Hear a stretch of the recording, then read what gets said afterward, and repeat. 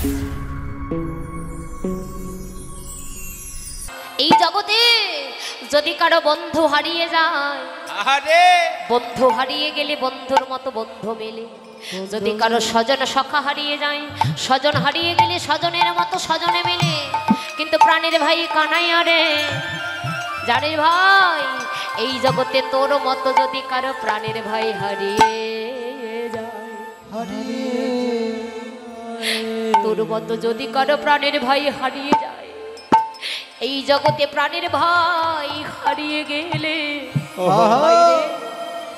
ভাবে ভাই হারিয়ে গেলে যে ভাইয়ের মতো ভাই আর পাওয়া যায় না, পাওয়া যায় না। যারা তোর মতো ভাইকে হারিয়েছে মা, জগতে যারা ভাই হারিয়েছে তারা কি ভাইয়ের মতো ভাই পেয়েছে কোনোদিন? বন্ধু হারিয়ে গেলে বন্ধুর মতো বন্ধু পাওয়া যায় বাবা। যদি স্বজন সখা হারিয়ে যায় স্বজনের মতো স্বজন মেলে, কিন্তু ভাই হারিয়ে গেলে ভাইয়ের মতো যে ভাই আর পাওয়া যায় না। ভাই কানা, আপনারাও তো কারো না কারো ভাই, আপনারাও তো কারো না কারো দাদা, নিশ্চয়ই আপনারাও কেউ না কেউ ভাইকে হারিয়েছেন।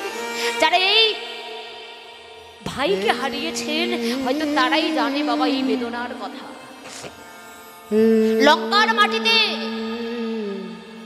রাবণ, কুম্ভকর্ণ, বিভীষণ, এরা তিন ভাই ছিল। আর একটা সাধের বোন ছিল কি? শূর্পণখা, রাক্ষসী।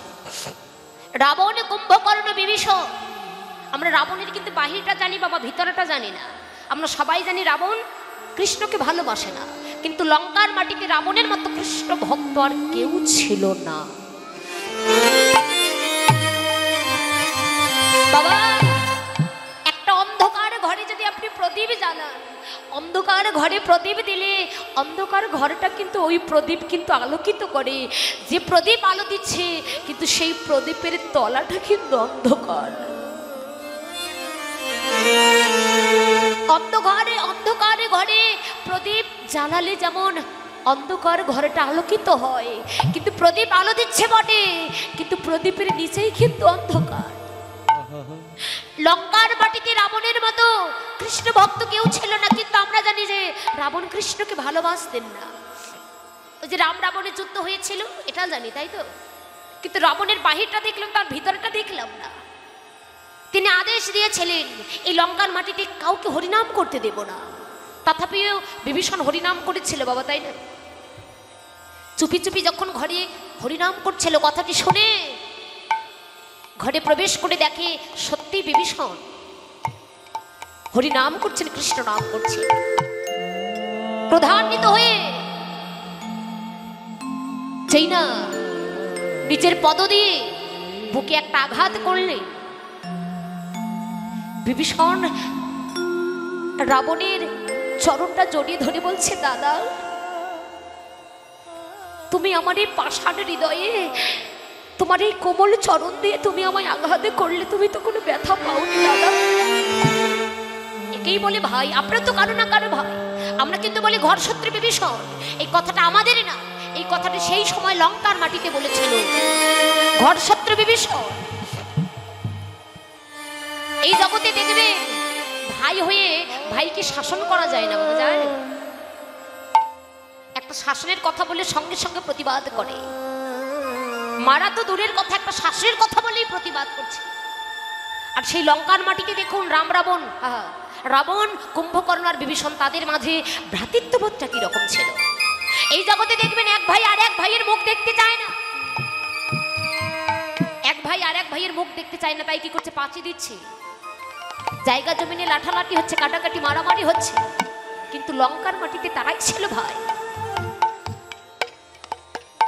তাড়িয়ে দিয়েছিল লঙ্কার মাটি থেকে বিভীষণকে, দূর হয়ে যা।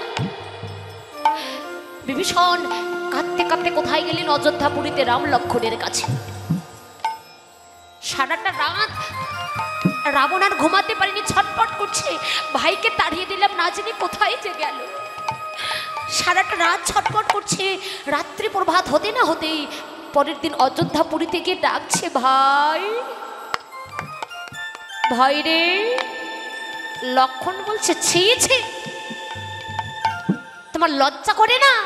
কাল তোমার ভাইকে তুমি তাড়িয়ে দিলে, আজ তোমার ভাইয়ের তুমি ভালোবাসা দেখাতে এসেছো?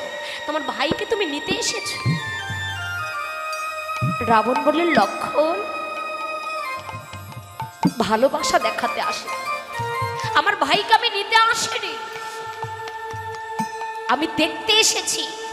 আমি আমার ভাইকে যে লাথিটা দিলাম, আমি আমার ভাইকে যে আমার চরণ দিয়ে লাথি দিলাম, আমার এই লাথিটা খেয়ে আমার ভাই ঠিক ঠিক জায়গায় আসলো কিনা।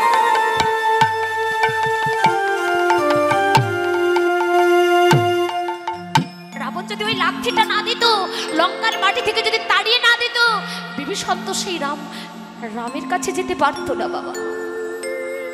তাই আমরা সবাই জানি রাবণ কৃষ্ণকে ভালোবাসছেন না, কিন্তু লঙ্কার মাটিতে রাবণের মতো বড় ভক্ত আর কেউ ছিল না মা। তাই ডাকছে, শ্রীরাম বলছে, ও ভাই, যদি পশু বলতে হয় ওদের পশু বলিস না, আমাদের জন্য পশু বলে ডাকিস। তাই শোনো ভাই, হেদে রে কানাইয়া ভাই, মোরা তোর সঙ্গ চাই, খোদা হইলে গহনে কাননে মোরা খাইতে যেন পাই। ও ভাই, মরিলে না মরি কত আপদ এরাই, জনমে জনমে ভাই তোমাহে ভাই। শোন ভাই, শুধু এ জন্ম নয়, প্রতি জন্ম জন্মান্তরে যেন মোরা তোর মতো ভাইয়ের সঙ্গ পাই। কেন জানিস?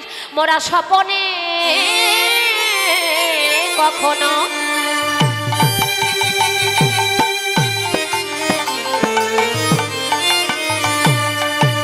আর মধুর বচন আর তুমি বলি নাই মোরা সপনা কাকনা,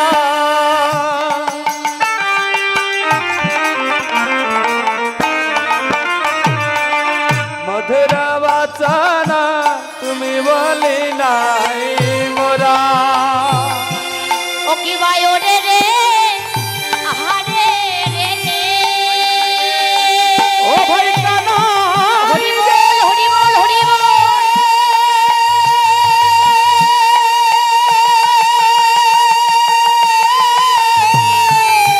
ও ভাই কানা রে,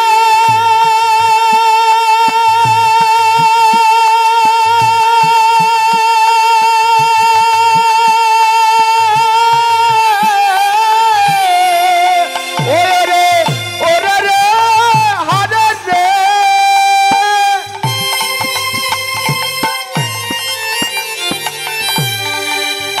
আর বলিয়া ডাকে রে, এবার গোপসি শোনে ধারা রে, গোপসি শোনে ধারা। ওই আমার গোপ শিশুদের ধারা রে, গোপ শিশুদের ধারা। ওরা শুদ্ধ সখ ভাবে যে করি, অমরা শুদ্ধ সুখ মনে ভাবি যে করি, কভ কাঁধে ছড়িয়া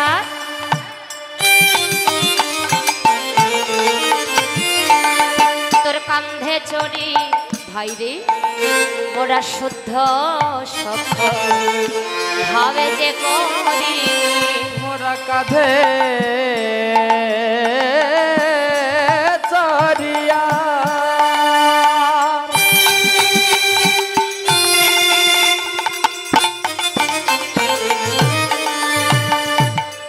কাঁধে চড়ি মোরা শুদ্ধ সখ ওরে ভাবছে করি। ও আচ্ছা আচ্ছা, এই জন্য অভিমান করে আছিস? আমরা বলেছিলাম ও কানাইয়া, আরে শোনে জানা ভাই, তোরে কাঁধে চড়েছি পিঠে চড়েছি তুই বলে রেখেছি, এই জন্য অভিমান করে আছিস? কানাইয়া বলেন, রসিদাম, এই জন্য অভিমান করিনি রে, তোরা যখন আমাকে ওরে রে হারে রে বলে ডাকিস, তখন কি হয় জানিস? আমার আনন্দে হৃদয়টা যেন ভরে ওঠে, আমার হৃদয়ে আনন্দ আর ধরে না। কিন্তু জানিস ভাই, কি করিব ওরে শ্রীরাম, করিব আমি কি, করিব ওরে শ্রীরাম, করব আমি কি, আমার চোরা বাতি ধরা পড়ে বসে রয়ে আছি, চূড়া বেঁধে ধরা পড়ে বসে রয়েছি, চূড়া বেঁধে ধরা পড়ে বসে রয়েছি, আমি ধরা পড়েছি, আমি ধরা পড়েছি, আরে যশোমতী মায়ের প্রেমে ধরা পড়েছি, আরে যশোমতী মায়ের প্রেমে ধরা পড়েছি, আমার যশোমতী মায়ের প্রেমে ধরা পড়েছি, আরে যশোমতী মায়ের প্রেমে ধরা পড়েছি, আরে যশোমতী মায়ের প্রেমে, ধরা পড়েছি, আরে যশোমতী মায়ের প্রেমে ধরা পড়েছি। আচ্ছা বল ভাই, মায়ে না বলি আমি যদি যাই গোঠে, যদি যাই গোঠে মরিবে আমার মা পড়িবে সংকট। মরিবে আমার মা পড়বে সংকটে। ও ভাই, আচ্ছা আমি যদি আমার মাকে না বলে গোঠে চলে যাই, আমার বিরহে যে আমার মা মরে যাবে, আর আমার বিরহে যদি আমার মা মরে যায়, আমি বল সেদিন ফিরে এসে কাকে মা বলে ডাকিব? ডাকিব এই জগতে যে মায়ের মতো ধন, মায়ের মতো জন, মায়ের মতো আপনার কেউ নেই, আছে মা? না না আছে গো। মায়ের মতো ধন, মায়ের মতো জন, মায়ের মতো আপনার কেউ হয় না। জগতে যে মা হারিয়েছে একমাত্র সেই তো জানে। এই ধনে যে হারায়নি সে কি করে জানবে, সে কি করে বুঝবে? ও মা, আমরা বলি মা যেমন তার ছেলে তেমন, তাই না? কথাটা কিন্তু ঠিক। একটা কৃষ্ণ ভক্ত সন্তান একটা কিন্তু মা তৈরি করতে পারে। মাটি যদি ভালো হয়, কি ভালো হবে? ফসলটা ভালো হবে, তাই না? তাই মা যদি ভালো হয়, সন্তান ভালো হবে। আমরা কি করি, আমাদের সন্তান যদি কোথাও যায়, মা গো আপনারা বলেন না এই কথা, বাবা এই যে যাচ্ছিস সাবধানে যাস, আবার সকাল সকাল যেন ঘরে ফিরে আসিস। কিন্তু কোনো মা বলেন বাবা যাস আর যেন কোনোদিন ফিরে আসিস নে। কিন্তু লঙ্কার মাটিতে বলেছিল কে বলুন তো?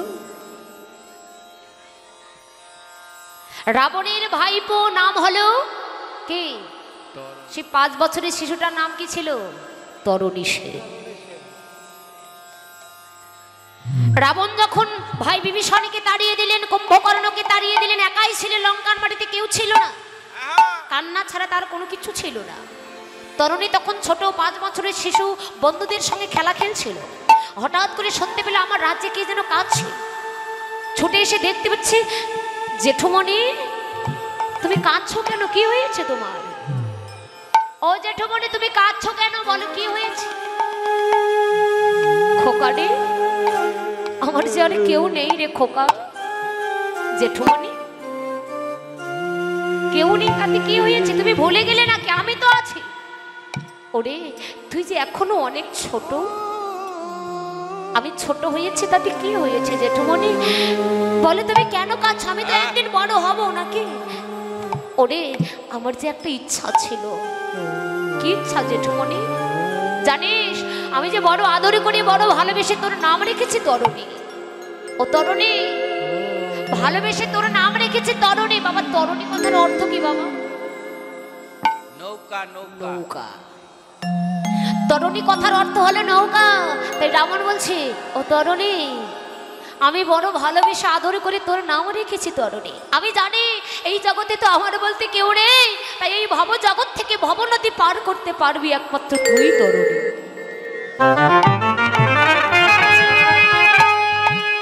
ওরে তুই ছাড়া আমাকে আর কেউ এই ভব জগৎ থেকে এই ভব নদী পার করতে পারবে না। ও তরণী তুই পারবি বাবা?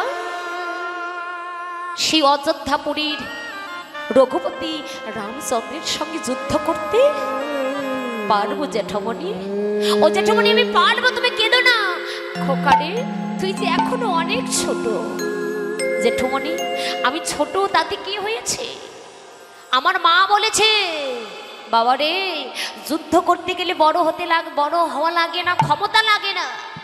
যুদ্ধ করতে গেলে একমাত্র ভক্তি থাকলেই যথেষ্ট। কত বড় জ্ঞানের কথা বলেছে বাবা। আমি ছোট, তাতে কি হয়েছে? আমার শক্তি নেই, সামর্থ্য নেই, তাতে কি হয়েছে? আমার ভক্তি তো আছে। ঠিক আছে জেঠুমণি, তুমি একটু অপেক্ষা করো। একবার শেষবারের মতো আমি আমার মায়ের বদনটা দর্শন করে আসি। ভাই ছোট্ট তরুণী ছুটতে ছুটতে মায়ের কাছে গিয়ে বলছে, মা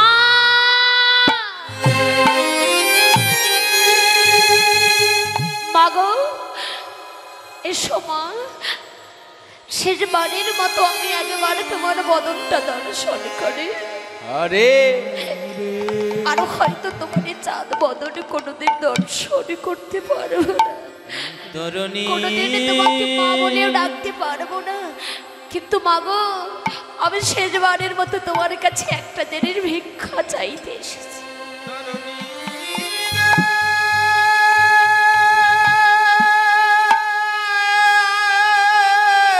ও মা, আমি শেষবারের মতো তোমার কাছে একটা জিনিস ভিক্ষা চাইতে এসেছি, বলো মা তুমি আমায় দেবে?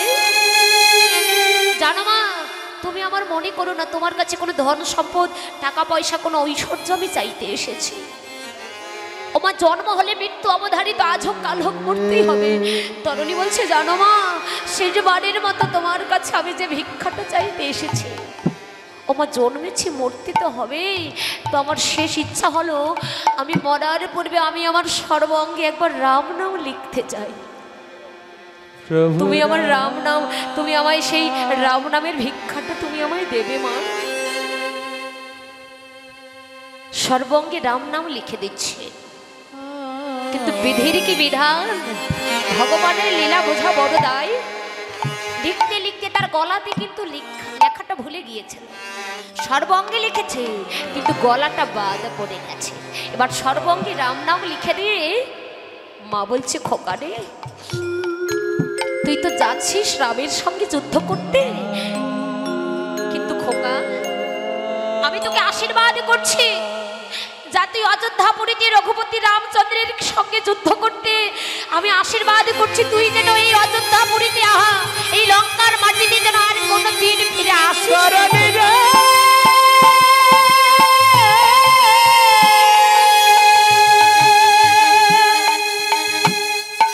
তুই যুদ্ধ করতে যাবি, কিন্তু এই লঙ্কার মাটিতে যেন আর কোনো দিন ফিরে আসিস না। ওমায় এমন আশীর্বাদ করতে পারবি নিজের সন্তানকে? তাহলে কত বড় ভক্তি! মায়ের কাছে সেই শেষবারের মতো রাম নামের ভিক্ষাটা নিয়ে জেঠুমনির কাছে এসেছে। জেঠুমনি, ও জেঠুমনি, একবার আমায় আশীর্বাদই করো জেঠুমনি, আমি যুদ্ধের সাজে সাজিয়েছি, আমি যে যুদ্ধে যাব। খোকারে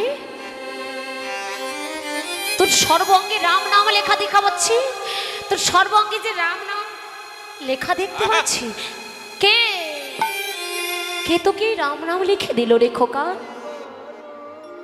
জেঠুমনি, আমার সর্বাঙ্গে যে রাম নাম তুমি লেখা দেখতে পাচ্ছ, এটা যে আমার মা আমাকে লিখে দিয়েছে। ও জেঠুমনি, আমার মা যে আমাকে যুদ্ধের সাজে সাজিয়ে দিয়েছে।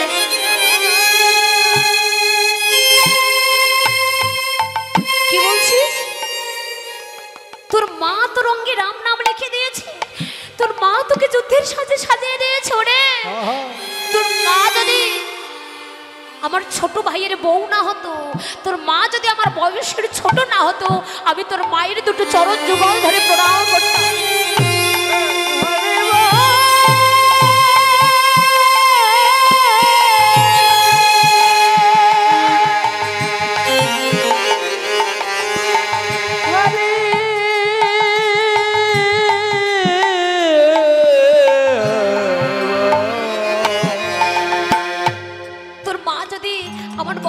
ছোট না হতো রে, আমার যদি ছোট ভাইয়ের বউ না হতো, আমি তোর মায়ের চরণ যুগল ধরে প্রণাম করতাম। তোর মায়ের এত রাম ভক্তি, এটা আমার জানা ছিল না। ঠিক আছে খোকা, যা বাবা, যুদ্ধের সাজে তোর মা তোকে সাজিয়ে দিয়েছি, আশীর্বাদ করলাম।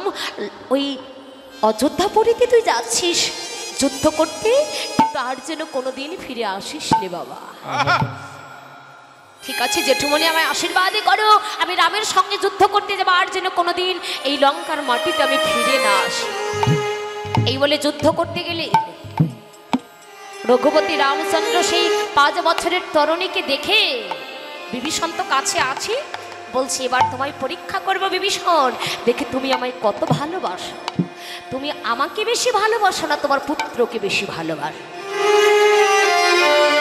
5 বছরের তরুণীকে দেখে ডাকছে বিভীষণ, তাকিয়ে দেখো একটা 5 বছরের শিশু এসেছে আমার সঙ্গে নাকি যুদ্ধ করতে। তাকিয়ে দেখো কে সে, কোথা থেকে এসেছে, কি তার নাম, কি তার পরিচয়। বাবা বিভীষণ তো জানে না, তাকিয়ে দেখতে পেলে অন্য কেউ নয়, তারই একমাত্র বাবা বলা ধন, তারই একমাত্র পুত্র সেই তরুণী কাছে লঙ্কার মাটি থেকে আর কেউ ছিল না। আমার দাদা আমার একমাত্র এই পুত্রকে পাঠিয়েছে, আমার বাবা বলা ধনেকে পাঠিয়েছে। হে গোবিন্দ, আমি যদি স্বীকার করি এটা আমারই পুত্র, তাহলে তো আর যুদ্ধ করবে না, ঘরে পাঠিয়ে দেবে। কিন্তু হ্যাঁ, আমি মিথ্যা কথা বলবো না, আবার সত্যিটাও বলবো না, আমি ধর্মের পথেই থাকবো। প্রভু, যে ছেলেটিকে দেখতে পাচ্ছ ওই ছেলেটি আর অন্য কেউ নয়, ওই ছেলেটি এসেছে লঙ্কাপুরী হতে, রাবণের ভাইপো, নাম হলো তরুণ।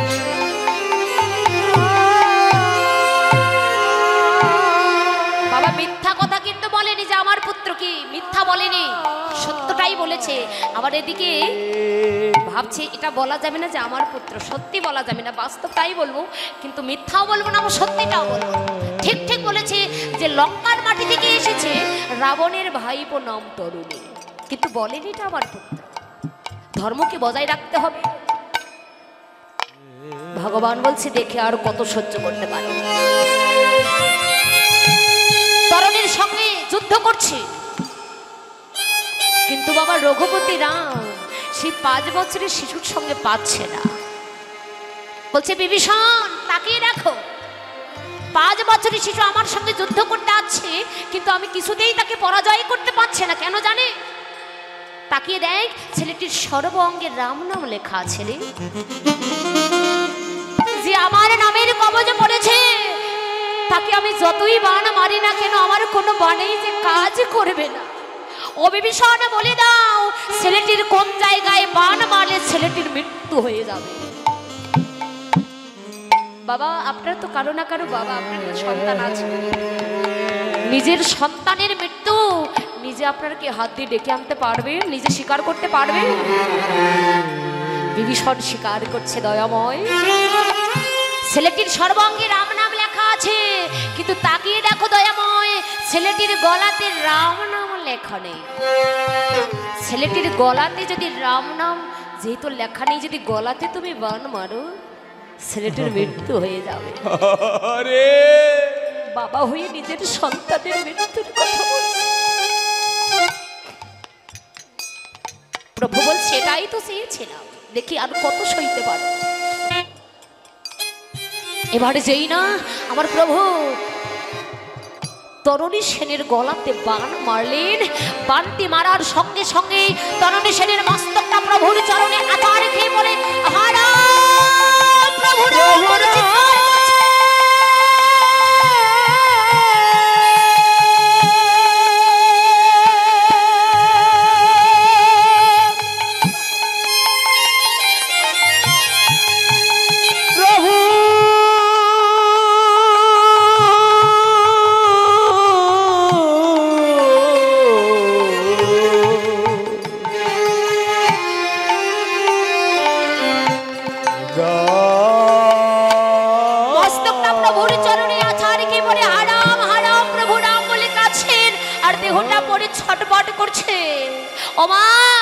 মস্তকে ছেদন হয়ে গেল 5 বছরের শিশু, তার ভক্তিটা কেমন, তথাপি প্রভুর চরণে আছাড় খেয়ে পড়ে যেন ওই কাটা মুন্ড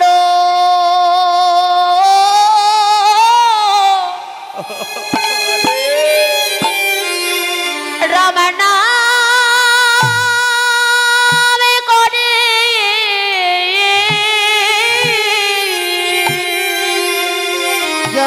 কাটা মুন্ড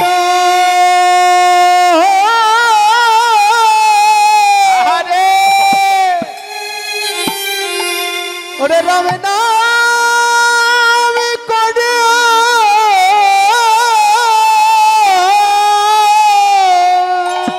যেন এই কাটা কাঠা মুন্ড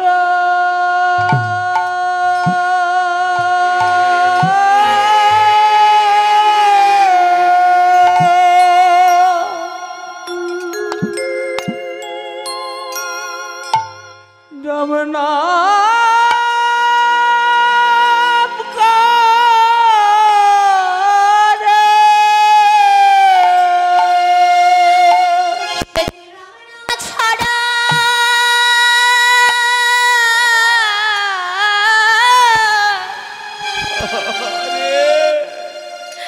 রাম নাম ছাড়া আর জানি না ওই কাটা মুন্ড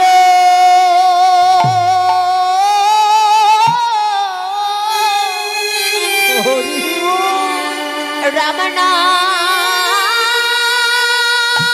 করে সে রাম নামে ছাড়া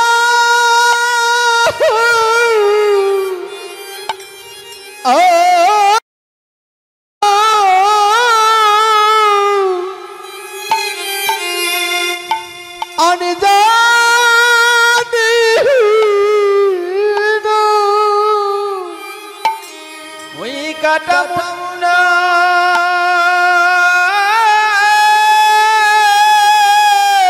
হরি বল ওই রামের নাম কারে সে রাম নাম ছাড়া আর জানি না মুন্ড ছেদন হয়েছে তথাপিও রাম নাম করছে জয় রাধে। কেউ যাবেন না ওখানে, প্রভু তাকে সুস্থ করে দেবে। হরি নামে তো এমনই হয় মাগো, যারা সত্যি সত্যি যারা প্রকৃত ভক্ত, যারা হরি নামের প্রেমের সাগরে ডুবতে পারে, তাদের আমার আমিত্ব বিষয় বাসনা ধন ঐশ্বর্য বলতে আর কোনো কিছু থাকে না। তার বাস্তব প্রমাণ দেখতে পাচ্ছি, কৃষ্ণ কৃপা হলেই তার এমনই হয় মা। তথাপিও কাটা মুন্ড রাম রাম করছে, অপরদিকে বিভীষণ কাঁদছে। তোমার চোখে জল, তুমি কাঁদছো কেন? বান মেরেছি তরুণীকে, ব্যথা পেয়েছে তরুণী, তুমি কেন কাঁদছো?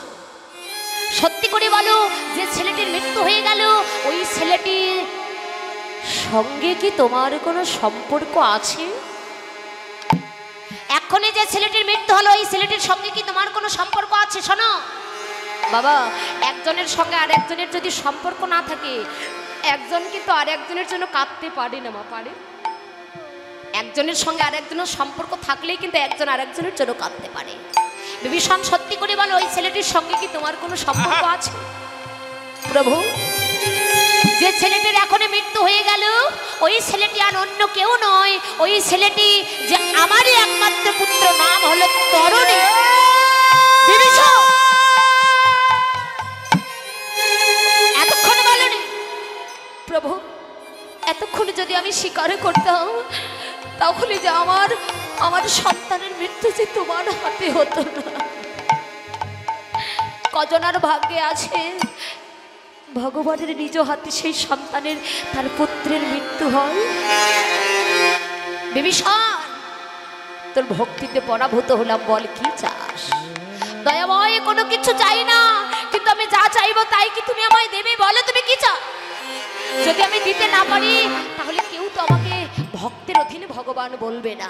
বলো কি চাও দয়াময়? এক্ষুনি যে ছেলেটির মৃত্যু হয়ে গেল, যে ছেলেটি তোমার চরণে আছা রেখে পরে হারাম হারাম বলে কাছে, ওই ছেলেটি তোমার চরণে নয়। কথা দাও প্রভু, আগত জন্মে ওই ছেলেটি যেন তোমার হৃদয়ে মাঝে জায়গা হয়। হরি বল, হরি বল।